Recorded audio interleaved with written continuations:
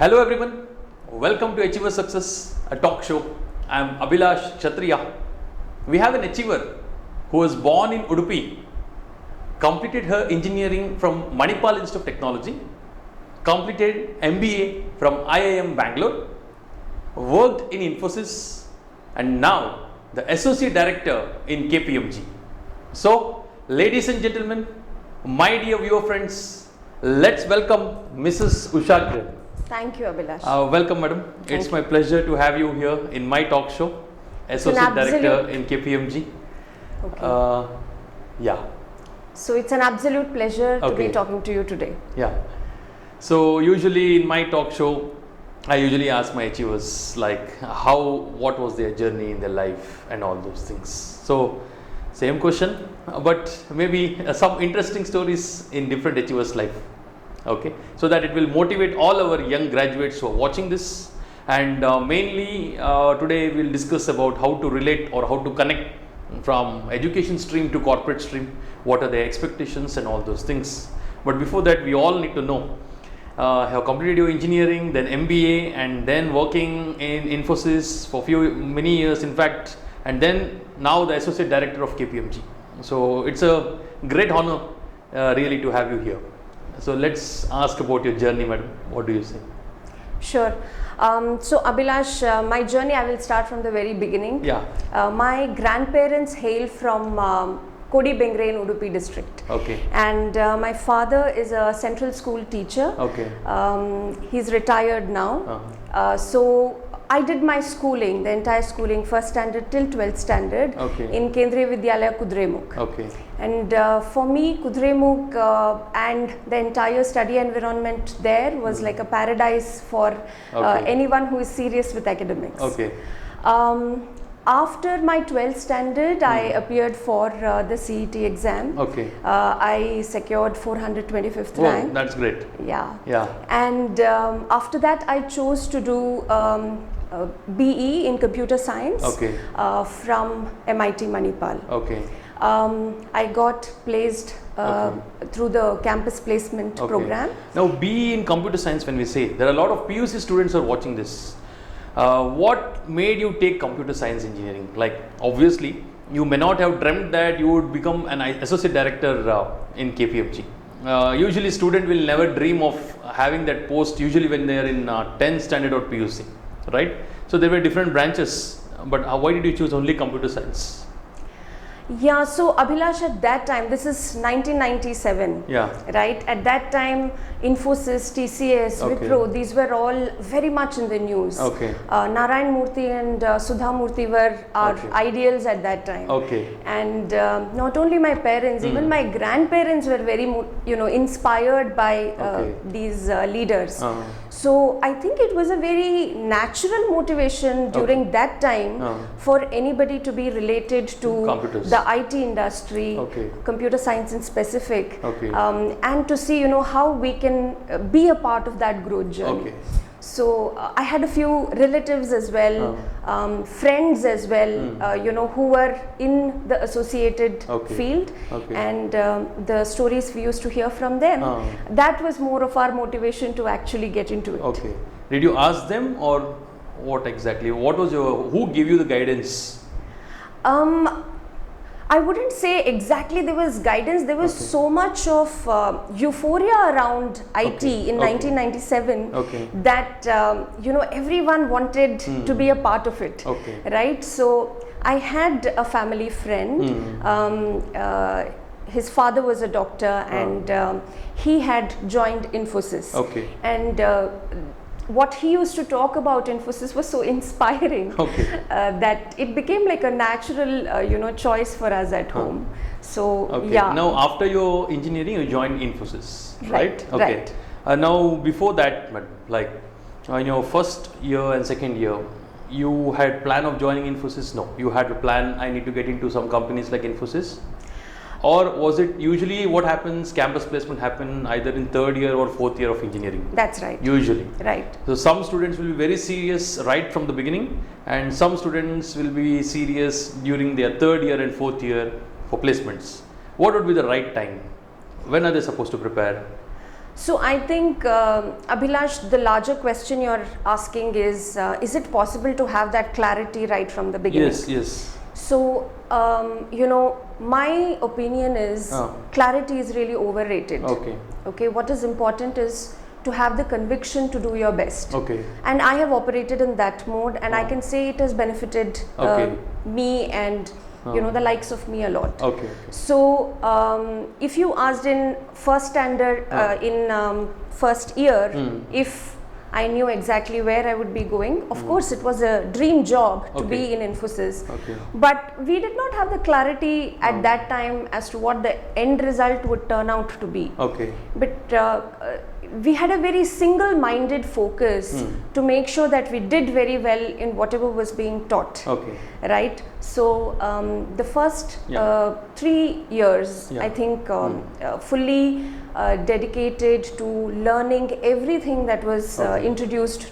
to us. Okay. I'd say we were very curious students, very inquisitive, and whatever was taught to us in through a new language, computer language, or the with respect to whatever is taught now, if a second PUC student is watching this show, and if they are in computer science branch, PCMC, and irrespective of PCMC, whether it is PCMB or PCME or PCMS, what would you suggest to the students with respect to the choice of engineering branches, computer science engineering?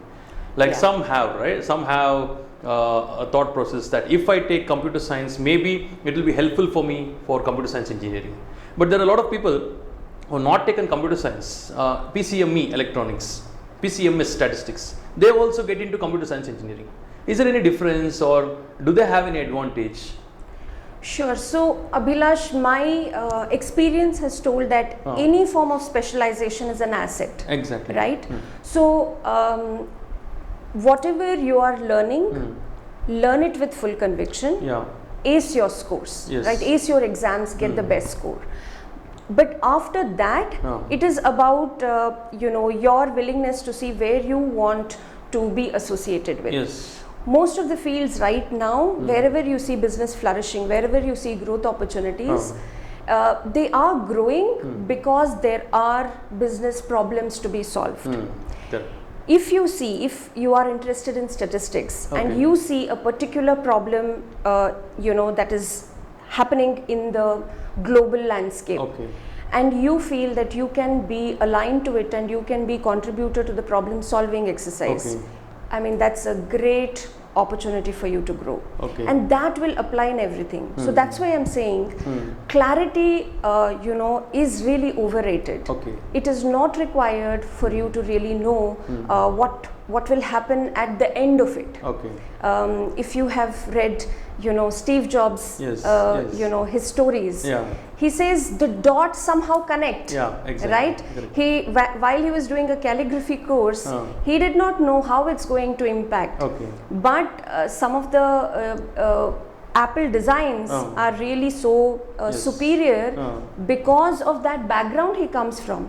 So I'd say any course that you take up, that is an asset, right? So really, do very well in any course you take up and really, ace those subjects. Later, you will have the opportunity to choose where you want to be aligned with. Now you completed your engineering and then you got placed in Infosys. Yes. And now the question is, what do they teach in the beginning over there usually? Like, some of the students say that what they study in their engineering, I think most of the things are not applicable there, over there. So they will be trained there. So what suggestion would you like to give to the PUC students who are watching, like after, and also the engineering students, because obviously they'll score well, they'll clear the interview and then get placed, obviously. But the thing is, after they go there, there are a lot of people who don't do well. What is that gap which is missing over there? Do you think, is there a gap between the educational institution and the corporate? Yeah, what educational institutes provide versus what corporates require. Yeah. There is a bit of gap, okay. right? Okay. That gap, I think, is mostly, I'd say, in 3 areas. One, I'd say, in the technical skills. Okay. Which is, I don't think is, you can 100% fill it. Yes. Because educational institutes can teach you programming basics. Yes. They cannot teach you every language that needs to be, you know, taught, which will be exactly fitting the requirements of the corporates. So there, what educational institutes or private players can do is teach strong foundational basics. Because then they are able to apply these concepts more effectively. To connect it. Correct. Yeah. The second area, I'd say, is analytical skills, right? So in the corporate entire area, you will see that there are opportunities only because there are problems to be solved, right? So you need to have the capability, the skill set to look at a problem, to look at the problem statement, analyze it, and then look for potential solutions. So analytical ability is a very, very important skill. Not all of it can be, you know, just taught at workplace, right? So if there are interventions early on from schools, from colleges, there it is very, very useful. The third, I'd say, is soft skill, right? Exactly. Especially articulation. Lot of people, young people, they have excellent ideas. Yeah, exactly. But they may not have the right vocabulary or the confidence or the presentation skills required to convey their ideas. So what happens is their ideas don't get the real justice. They don't come to light. So I think in that space, there is considerable effort that the educational institutes also can put.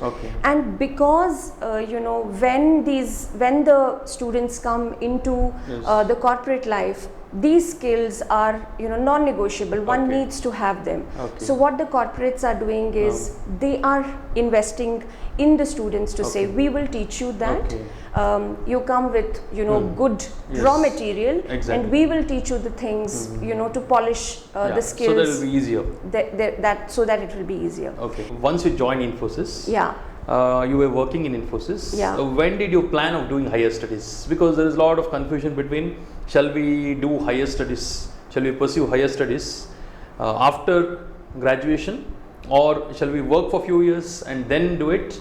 So you are a perfect example of corporate who has completed engineering, worked, and again have done your higher studies. So what do you say about it? So my opinion is any form of higher studies is possibly the best investment one could do on themselves. Correct. Right? But when? So I have known of people who have done it immediately after their graduation. That also has merits, and they've gone on to do very well. What do you recommend? My recommendation will be once you've done your graduation, because mostly the graduation is done based on the social context or your parents' guidance, right? So you would have done the graduation based on that, and you have now entered the corporate life. You're in a more independent place. You're financially more independent. You're able to lead more responsible life. And now you can think about where your interests lie, and you can decide on when and which area to specialize in, right? So according to me, it is always beneficial to actually have some work experience, understand how the corporate world or the business you're associated with works, where there is a need, right? And then which area really interests you. And then based on that, you can choose where you want to specialize in, and then, you know, there is, at that time, there is no one forcing you to do, and there is no pressure. You are predominantly choosing it. How was life at IIM? Oh, life is extremely, what do you say, hectic, plus at the same time very fulfilling. The professors there for every 90 minutes of lecture, the professors prepare for I think 6 hours or so before they come into the class. And there is a similar kind of preparation required from students before we enter the class, because there are case studies to go through, and there's a lot of prep work to do. So what we achieve in those 90 minutes is very, very heightened level of discussion, heightened level of concept application and all of that. So it is a very, very fulfilling journey, but at the same time very hectic. Usually when students get placed, they'll work in a company, they'll be very happy. But after a few years, they feel like changing the job. So what are those factors, according to you, would come into picture with respect to change of job? So I have seen that people sometimes change because they want to go into higher education, but what and do it is you a part suggest? of their plan. Right? So I think there is merit in that. And I have seen outside of education reasons, I have seen many people make the decision because they are getting a higher compensation package.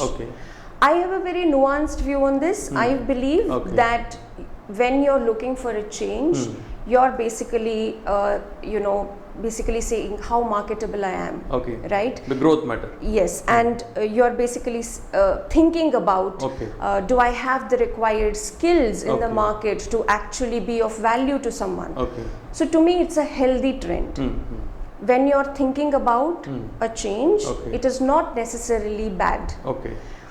But how often you do it is what matters. Because once you are in an organization, you have to give it a little time.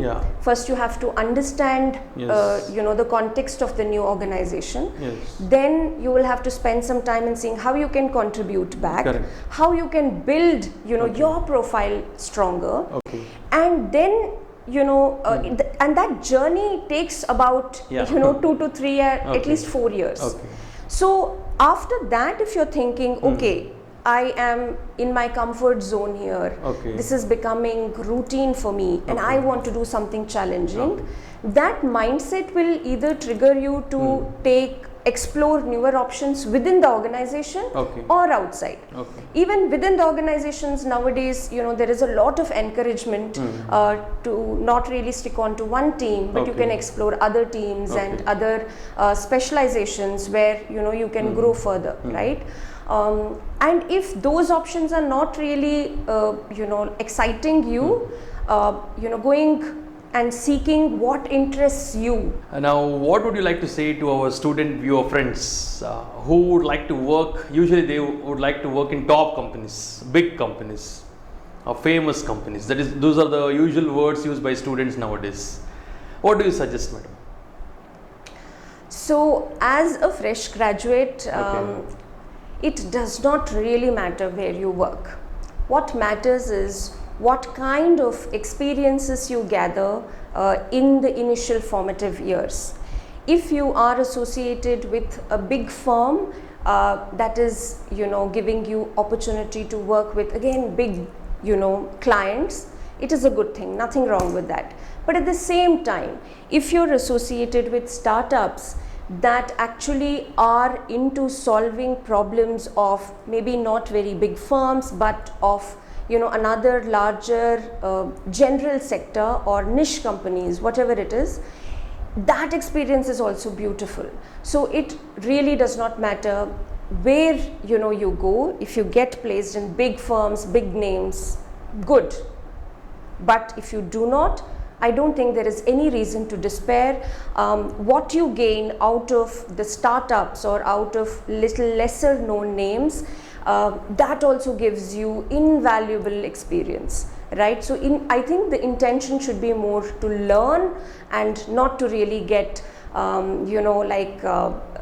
bothered or to be enamored by the names that you're associated with. When you speak about bothered, madam, like usually people say corporate life is hectic. What do you say about that? So corporate life is as hectic as you want it to be. Right? Because like I said, we are in the space of catering to solutions for our clients, our end customers. So some problems are urgent, so you will need to know that when you are in that space, you are basically trying to cater to that kind of audience, and hence it will be hectic. But at the same time, you may have projects that are slightly long term, where you would have more time to maneuver, and hence you're able to take it lighter than the other people. But Abhilash, the way I view it is corporate life which is hectic, generally it means that the person, the students that are in that, or the employees that are associated with that project, they must be very ambitious, right? And they are trying to make the best use of their time and energy. As you heard of the saying, we need to usually focus on the opportunities in difficulties rather than finding difficulties in opportunities. Absolutely. Nelson Mandela very beautifully put it, and he said, choices we make should reflect our hope, not our fears, right? So when you make a choice to be a part of an organization and be a part of a particular project, then you should see that choice, what kind of benefits and what kind of plus points is it giving you, right? And we always have the choice to take it light, but that will mean that that will have its own consequences, right? When you do something in a very aggressive, in a very fast-paced manner, it will have its results. When you decide to take a slight backseat, it will have its results. I'd say both are not bad, right? It depends upon your life stage. I view it as in a very positive way. Yes, it is just a bunch of opportunities. When I started with Infosys, there was no one asking us to work for whatever hours, right? We used to spend literally the entire day in the office because we loved it. Right? We were just out of college. We were very interested in seeing whatever work we do, how is when it reaching. When you're speaking about wherever or whatever you do, you're so much interested in everything. What is that one wow factor in Usha Kiran? Now self-motivation or what exactly? So I'd say, Abhilash, that after marriage and after my son, my main wow factor is my son, right? I can be having a very bad day, but he has the power to change that into a day filled with pleasant memories. Before that, I'd say my main motivation comes from my mother. She is one of the most enterprising women that I have seen or I have met in real life. And I have not seen her take anything for granted in life. And every opportunity that is there, and it could be the smallest of things that is happening at home, she has taken it with a lot of reverence, I'd say, and put her entire self into it. And I have seen her growing up, and I think that is what reflects, in our personalities. Do you motivate your employees, or will the employees motivate you? I think it works both ways. Both ways. As leaders, it's very important, especially during the pandemic, where everyone's working remotely. It's very important to see, how we are very cognizant of the situation at their homes, and at the same time, we are motivating them to get their best, right? Speaking about leadership qualities, like people usually say he's a born leader or she's a born leader. What do you say about it? Like leadership quality, is it like something to be learned or it comes within? So I believe, Abhilash, that people who are born with it, wonderful, great, congratulations. But people, if you believe that you're not born with it, nothing to worry. If you take every opportunity with a lot of enthusiasm and give it your 100%, right? Be it in leader's role, be it as followers or a team member's role. I feel, these are skills that can be learnt. How to inspire each other, right? How to empathize with each other and create forums where you can discuss your vulnerability, your weaknesses, right? And then you can, together look at how to solutionize. This is a major leadership quality.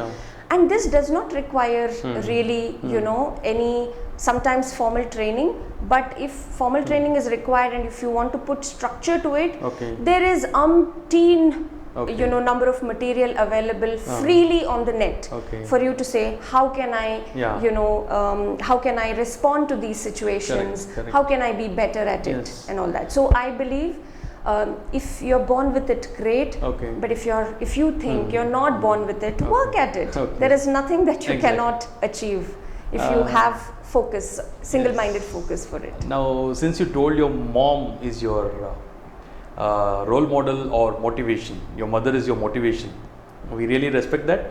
What do you suggest parents of students who are watching this show?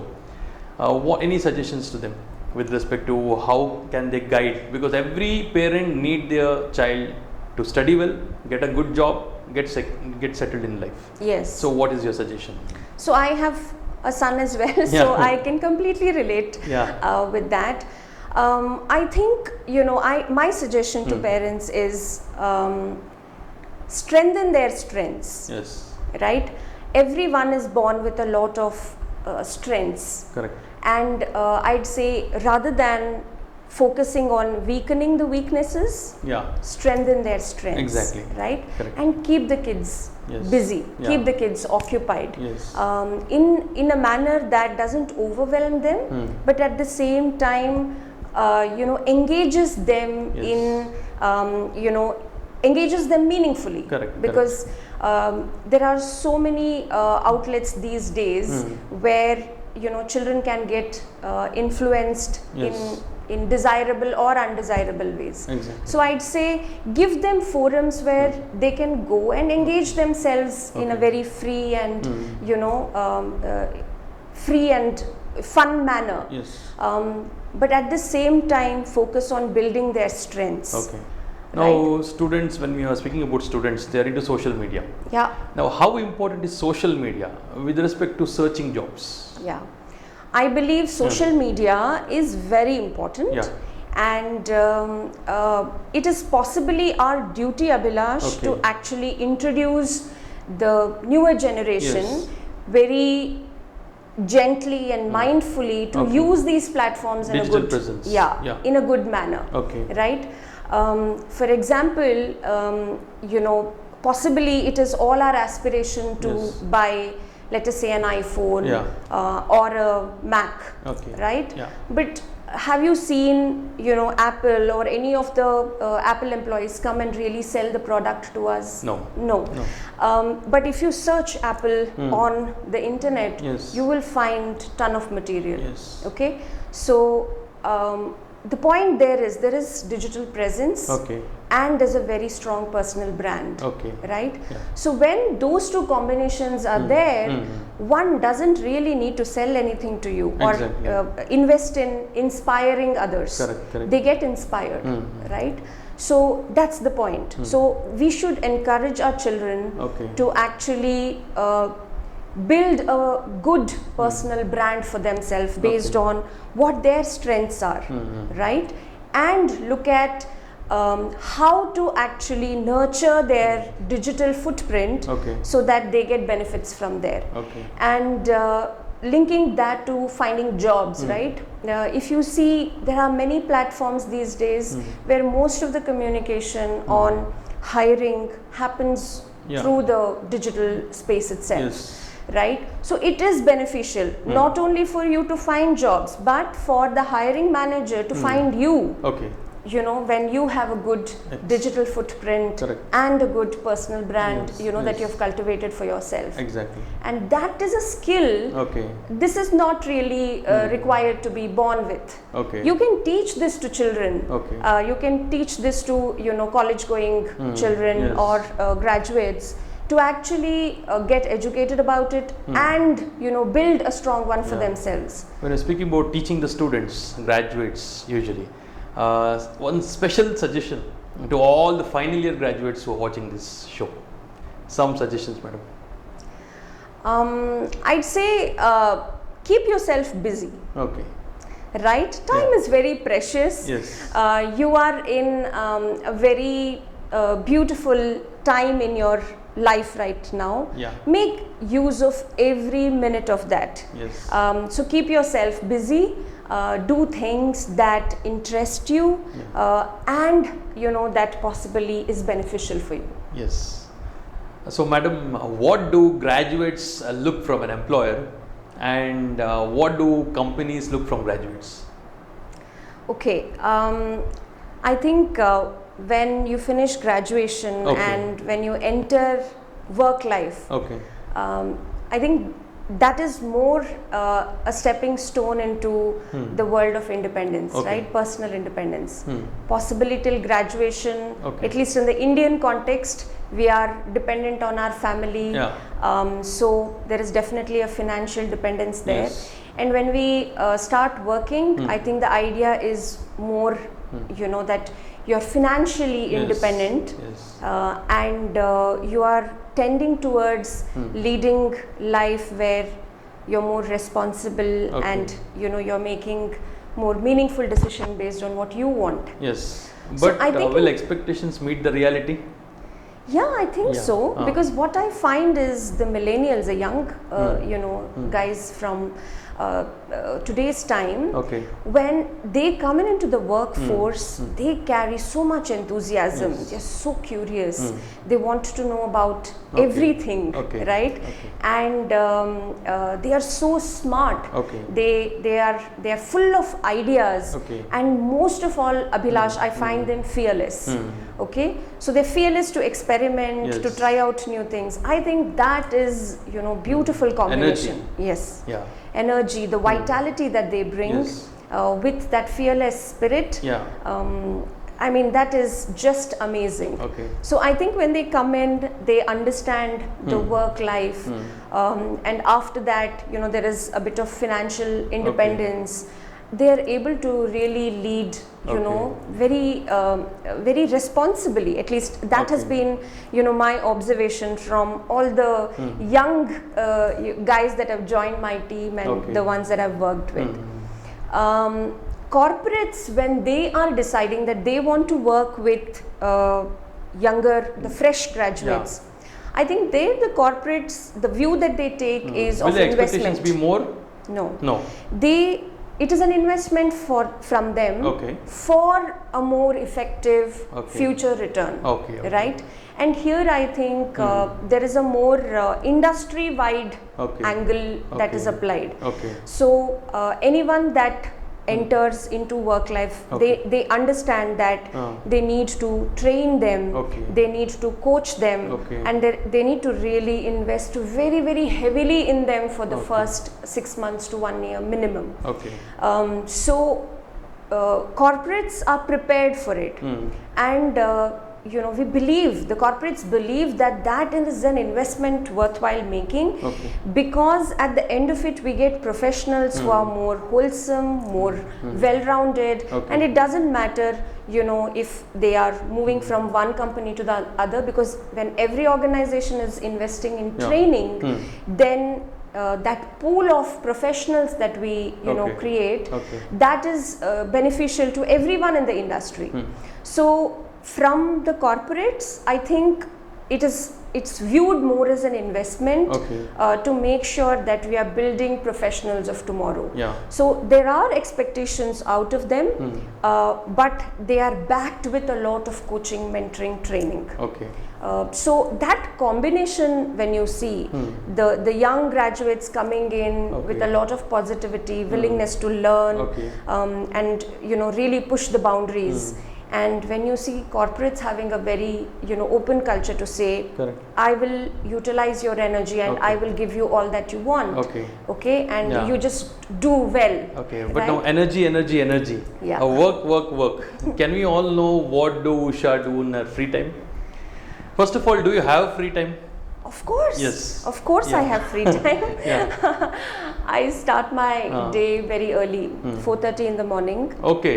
So I have a lot of free time. Yeah. Yes, I have a lot of free time. Okay. And one thing after motherhood is, you know, I have decided I will spend all my time, the free time that I have with my son. Okay. So we do Bhagavad Gita together in the morning. We chant shlokas. I need the reference of the book, but my son is able to tell from memory 5 chapters of Gita. So we do that. I love painting, acrylic, watercolor, pencil sketches and all of that. So my son and I, we both sit together. He does his and I do mine. Okay, which would be better? I have to say, from my perspective, what I see in front of me from my son is always the most beautiful. Then I think we like to read together. We like, he's very interested in Carnatic music, so am I. So we listen to music together. And yeah, there is actually a lot of time. If you plan your day well, right?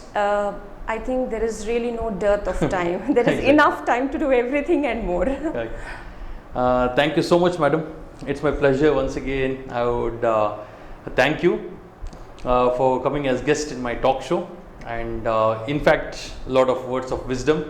I hope my student viewer friends are benefited. It would be very helpful to them too, especially graduates who would like to work in a big company or whatever they call as their favorite company, and hopefully I wish them also all the best, and thank you so much. Thank you, Abhilash. I think what you're doing here is nothing short of nation service. Right? The best gift you can give to your country is, you know, gift best students who build the future of the country. So I think all the very best, you know, from... I hope it will be helpful to students from your expertise.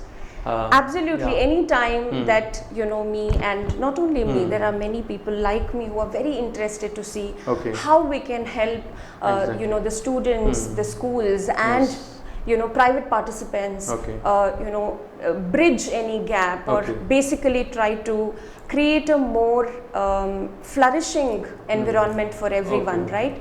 So I'd say what you're doing is very impressive. Thank you so much. And please keep at it, and where we can help, please let us know. And I wish you all the very best in your journey with Abhijna. Thank you so much. So, ladies and gentlemen, my dear viewer friends, see you in my next episode. Thank you so much. Till then, take care. All the best.